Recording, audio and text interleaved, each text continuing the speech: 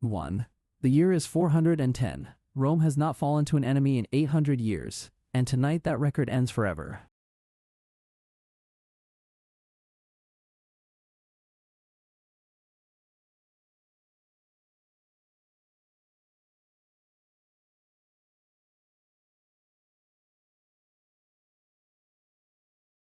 4.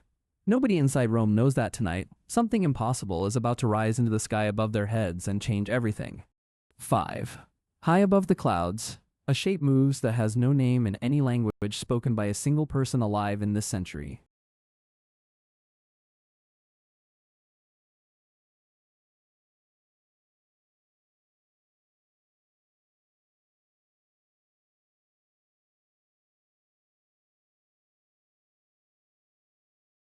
8. This is the story of the night Rome was saved by something that should not exist for another 1600 years. 9. But saving a city is never simple, and impossible technology creates impossible consequences nobody in this story is prepared to survive. 10. Because when gods stop being metaphors and start being machines, the humans caught underneath start asking questions with no comfortable answers. 11. Somewhere between myth and machine, between empire and extinction, this night will decide whether Rome dies as history says it must. 12. Or whether it survives as something the history books never predicted, something stranger, colder, and far more dangerous than anyone imagined. 13. What you are about to witness did not happen, but every emotion inside it happened to real people in a real dying empire. 14. Fear does not care what century it belongs to, and neither does the terror of watching the impossible fall from the sky. 15. So keep your eyes on the walls, because in the next 20 minutes, Rome stops being history and starts becoming something else entirely. 16. By 410, the Roman Empire is a corpse, still convinced it is breathing, propped upright by habit and denial. 17. The legions that once conquered the known world have been replaced by mercenaries who fight for coin, not for the idea of Rome. 18. Alaric was once a Roman general himself, promised land, titles, and respect that the empire kept postponing until his patience finally ran out. 19. Twice before, he marched on Rome, and twice before, the city bought him off with gold instead of facing him with steel. 20. This time there is no gold left to offer, no promises left to break, and no patience left inside a starving Visigoth army. 21. Inside the walls, roughly 800,000 people live crammed into a city built for an empire that no longer truly exists. 22. Grain shipments from Africa have slowed, aqueducts crack from neglect, and the famous Roman roads now lead mostly toward abandoned frontier towns. 23. The Emperor Honorius hides safely in Ravenna, protected by marshland and indifference, leaving Rome to defend itself against its own former general. 24. The Senate still debates in marble halls as if debate alone has ever stopped an army of 40,000 hungry, furious soldiers. 25. Alaric does not want to destroy Rome, not truly. He wants what was promised, a home for his people inside an empire that used them. 26. But an empire built on broken promises rarely survives long enough to keep the ones it still owes to the people who served it. 27. On the night of August 24th, something opens the Salarian gate from the inside, and history blames slaves seeking their freedom. 28. The Visigoths pour into a city that has not faced a foreign enemy inside its walls since the Gauls, 8 centuries earlier. 29. But tonight the story history remembers will not be the one that actually happens, because something is already moving above the clouds. 30. Weeks earlier, in a fold of time nobody in this story can explain, a research station calibrates equipment nobody in 410 should understand. 31. The details of how it arrived do not matter as much as what it decides to do the moment Rome starts burning. 32. A swarm, dozens of machines no larger than hawks, rises silently into the night sky above a city about to be erased. 33. They do not carry flags. They do not answer to senators, emperors, or generals. They answer only to whatever brought them here. 34. The first Visigoth scout to spot them describes lights that move like fireflies, but hover with the patience of something hunting. 35. He runs to warn his commander. His commander laughs, until the fireflies stop hovering and start descending directly toward the camp. 36. Inside Rome, a young soldier named Marcus watches the sky ignite with strange lights and assumes the gods have finally noticed his prayers. 37. He does not know these are not gods. He does not know these are worse and better than any god his people worship. 38. The swarm moves with a coordination no Roman general has ever witnessed, no Visigoth chieftain has ever imagined, no ancient mind can process. 39. This is where everything changes, because tonight, for the first time in history, a siege becomes something closer to an execution. 40. But executions are never as clean as they look from a distance, and this one is about to become deeply, permanently complicated. 41. The swarm's first strike hits a Visigoth supply wagon, and the explosion sounds like thunder torn straight out of a clear night sky. 42. Horses scream, men scatter, and for the first time in this siege, Alaric's disciplined army experiences something closer to primal, animal terror. 43. But then something strange happened. The swarm does not attack the main camp. It circles Rome's walls like it is studying them. 44. A Visigoth captain orders archers to fire upward, and the arrows curve uselessly through empty air where the lights were seconds earlier. 45. The machines move faster than anything a bow was designed to hit, faster than anything a spear was designed to threaten. 46. Inside the city, panic turns slowly into something else: curiosity, hope, and a dangerous belief that Rome might survive this after all. 47. Marcus climbs the wall to watch, and what he sees rewrites every assumption he has ever held about war, gods, and possibility. 48. The swarm descends onto a Visigoth siege tower being wheeled toward the western wall, and the tower simply stops moving forever. 49. No fire. No visible weapon. Just silence, then smoke, then 11 men who will never finish building the thing they were building. 50. This is where everything changed, because Alaric's army, unbeaten in every battle for a decade, suddenly does not know what an enemy even is. 51. But that wasn't the worst part, because the swarm has learned, adapted, and begun targeting officers instead of soldiers with terrifying precision. 52. Alaric watches 3 of his most trusted commanders vanish in the space of 20 minutes, and something ancient inside him starts to fracture. 53. He has fought Romans his whole life. He understands Romans. He does not understand lights that hunt with the patience of predators. 54. Inside Rome, Senator Priscus climbs the Capitoline Hill and declares this proof the old gods have returned to punish the invaders. 55. A priest of the new Christian faith declares the opposite, that angels have finally answered centuries of desperate, unanswered Roman prayer. 56. Nobody agrees on what is happening, but everyone agrees that something in the sky has decided Rome is not allowed to fall. 57. Almost nobody talks about what happened next, because the swarm's next target is not the Visigoth army, it is the open gate itself. 58. It seals the breach with something that burns hot enough to fuse iron, and for the first time all night, Rome's wall holds. 59. Alaric orders a full retreat from the gate, the first retreat order any Visigoth soldier has heard him give in 3 years. 60. His men do not question it, because questioning would mean admitting they are more afraid of the sky than they are of him. 61. But retreat brings its own danger, because a starving army with nowhere to go becomes more desperate, not less, with every passing hour. 62. Inside the walls, celebration spreads faster than truth, and already people are calling this the night Rome became eternal once again. 63. Marcus does not celebrate. Marcus watched something descend from the clouds with no wings, no sails, and no explanation anyone can offer him. 64. He begins to suspect that whatever saved Rome tonight did not save it out of love, loyalty, or belief in Roman glory. 65. He suspects it saved Rome for a reason nobody inside the city is equipped to understand, and that thought terrifies him more than Alaric ever did. 66. 2 miles outside the walls, Alaric sits alone in his tent, staring at a map of an empire that no longer makes sense to him. 67. He built his entire life around defeating Rome, and now Rome has something defeating him that does not even acknowledge his existence. 68. This is where everything changes again, because Alaric realizes the swarm has not attacked his full army, only the parts approaching the walls. 69. Which means, somehow, impossibly, this thing is choosing its targets with intention, with strategy, with something disturbingly close to understanding. 70.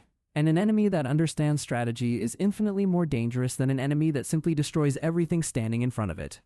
71. At dawn, Alaric tests the swarm's limits by sending a small raiding party toward the eastern wall under cover of morning fog. 72. The swarm ignores the fog entirely, descending through it as if the mist itself were transparent to whatever guides these machines. 73. 3 raiders die instantly. The rest flee back to camp, screaming about lights that see through weather like weather does not exist. 74. Alaric changes strategy, ordering his army to spread thin across multiple approach points, hoping to overwhelm whatever is limiting the swarm's reach.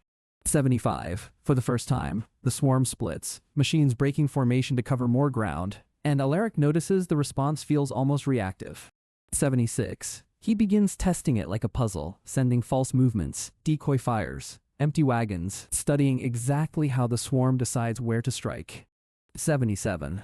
This is where everything changes, because Alaric, unlike most men in this story, refuses to be defeated by fear he cannot name. 78. Inside Rome, Marcus notices the same pattern from the opposite side, realizing the swarm reacts fastest to organized, disciplined enemy movement. 79. He suggests something dangerous to his commanding officer, that perhaps the swarm cannot distinguish coordinated soldiers from coordinated citizens doing exactly the same thing. 80. His commander dismisses the idea as madness, but Marcus cannot stop thinking about what that would mean for everyone still inside these walls. 81. Alaric orders a final assault, but not a soldier's assault, a chaotic one, individuals moving alone, unpredictable, deliberately impossible to read as a pattern. 82. The swarm hesitates, for the first time all night, machines circling without striking, apparently uncertain how to classify hundreds of scattered, wandering men. 83. But that wasn't the worst part, because hesitation from something built to protect a city means the city itself is now exposed. 84I. With the swarm distracted by ambiguous targets, 3 Visigoth units slip through weakened points along the southern wall Rome cannot fully defend. 85.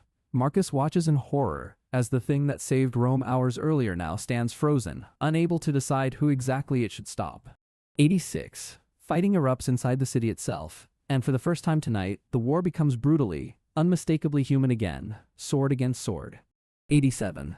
The swarm finally reacts, but only after blood has already been spilled on Roman streets that thought themselves protected by miracles. 88. It strikes the newly breached section hard, but the damage already done cannot be undone by lights descending from the clouds. 89. Alaric, watching from a distance, realizes something crucial, that this weapon has rules, limitations, and blind spots he can learn to exploit. 90. And an enemy that has just learned your weapon's weakness is far more dangerous than an enemy who still believes you are a god. 91.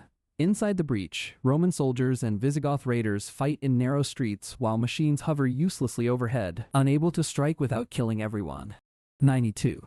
This is where everything changes, because the swarm's greatest strength, precision, becomes useless in the chaos of close, tangled human combat.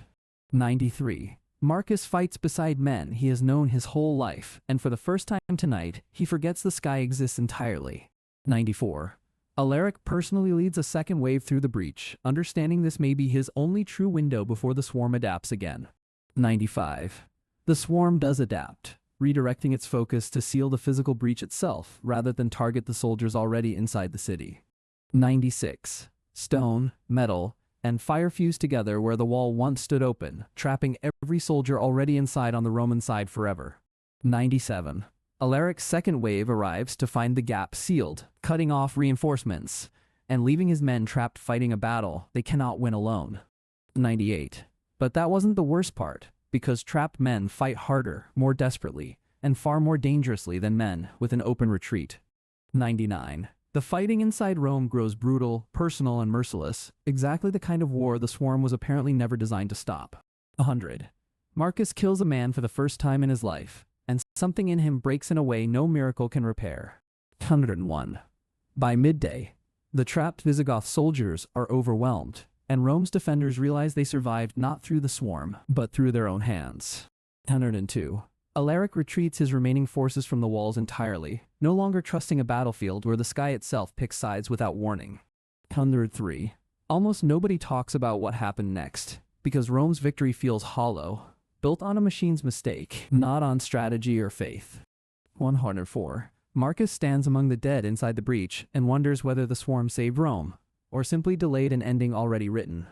105. The Senate declares a divine victory, ordering feasts, sacrifices, and speeches praising gods who had nothing to do with what actually happened.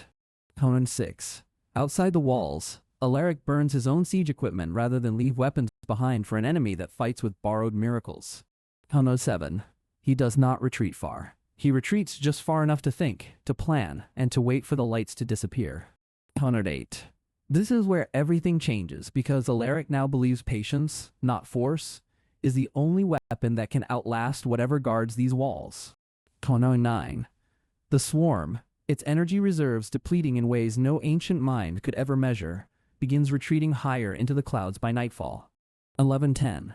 By the following morning, the sky above Rome is empty again, ordinary, and terrifyingly, comfortingly familiar to everyone who survived the night. 11:11. Word spreads through Rome faster than any messenger could carry it, twisting facts into legend within hours of the swarm's disappearance. 11:12. Priests declare the lights were angels sent to punish Visigoth heresy, proof that Rome's god had finally chosen to intervene in history. 11:13. Pagans insist the old gods returned one final time before abandoning Rome forever, a farewell gift before true divine silence began. 11:14. Soldiers whisper darker theories that something from beyond the world watched Rome burn and decided, for reasons unknown, to intervene anyway. 11:15. Marcus tells no one what he actually believes, that the lights were not gods, not angels, not omens, but something colder and stranger. 11:16. Children born that year are named after fire, light, and salvation, unaware their names commemorate machines their grandchildren will never comprehend. 11:17. Artists paint the skylights as burning chariots, doves, and comets, each generation reshaping the memory into something their world can understand. 11:18. Alaric's own soldiers begin whispering that their leader is cursed, that gods themselves oppose his mission to claim what Rome once promised him. 11:19. Morale inside the Visigoth camp collapses faster than any battlefield defeat could have caused, faith shattering where swords had failed to. 120. Alaric holds his army together through sheer will, but even he privately wonders if some force beyond human politics opposes his cause. 121. In Ravenna, Emperor Honorius receives news of the miracle and does absolutely nothing, exactly as he has done throughout this entire siege. 122. The empire's true failure was never a lack of miracles. It was a complete absence of leadership willing to use them wisely. 123. Historians centuries later will find fragments of this night, strange metal shards, scorched stone, and dismiss them as volcanic or divine. 124. The truth that machines from beyond time briefly intervened in a dying empire's final century will never survive into any history book. 105. Marcus grows old telling only his children the truth, and even they eventually stop believing a story that sounds like pure madness. 126. By the third generation, the story becomes myth, the myth becomes legend, and the legend eventually becomes nothing but forgotten folklore. 107. Rome itself continues declining regardless of the miracle, proving that survival for one night cannot repair centuries of deeper, structural rot. 128. The swarm, wherever it retreated to, never returns to intervene again, as if this single night was always meant to be an exception. 199. Almost nobody talks about what happened next, because within decades, Rome falls anyway, permanently, to a different invader entirely. 130. The miracle bought Rome 40 more years of borrowed time, not salvation, and 40 years is barely a breath in history's memory. 131. This story was never really about drones, about swarms, or about ancient walls standing against impossible modern technology from beyond time. 132. It was about what humans do when confronted with power they cannot understand, cannot control, and cannot fully trust even when it saves them. 130. Marcus represents every human who has ever witnessed something beyond comprehension and chosen fear over wonder, silence over explanation, myth over truth. 104. Alaric represents every ambitious man who discovers, too late, that some obstacles cannot be defeated through strength, strategy, or sheer determination. 105. Rome itself represents every civilization that survives one crisis, only to ignore the deeper collapse quietly happening underneath its own foundations. 36. The swarm represents something even stranger, Power without allegiance, strength without loyalty, salvation offered without any promise of it returning again. 107. Every civilization eventually meets a moment when it is saved by something it does not understand and cannot control or repeat. 108. The question was never whether Rome could survive one impossible night. The question was whether Rome deserved to survive at all. 139. History remembers empires by their victories, but it builds them, quietly, out of the compromises nobody wanted to admit they made. 140. Technology, in any century, does not choose sides based on morality, it chooses based on rules nobody fully understands until it is too late. 41. The true horror of this story is not the machines. It is how quickly humans turned an anomaly into unquestionable religious certainty. 142. Why fear does not need facts to spread. It only needs an unexplained light in the sky and a desperate population willing to believe anything. 123.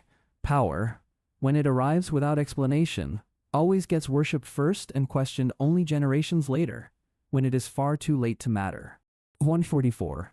Rome did not fall because it lacked strength that night. It fell, eventually, because strength was never truly what it was missing. 145. Every empire believes it is eternal right up until the exact moment history quietly, permanently, proves it was never eternal at all. 46. In the end, the swarm vanished, the empire crumbled anyway, and only one man ever knew what those lights truly were. 147. Marcus died decades later, an old soldier nobody believed, still whispering about fireflies that moved like they were hunting something specific. 48. Somewhere, in a night nobody could ever explain, a machine that should not exist chose to save a city that could not save itself. 49. Perhaps that is the most human story of all, being rescued by something we will never understand, and calling it a miracle anyway. 50. Because in the end, every civilization is one unexplained night away from either surviving as legend or vanishing as forgotten dust.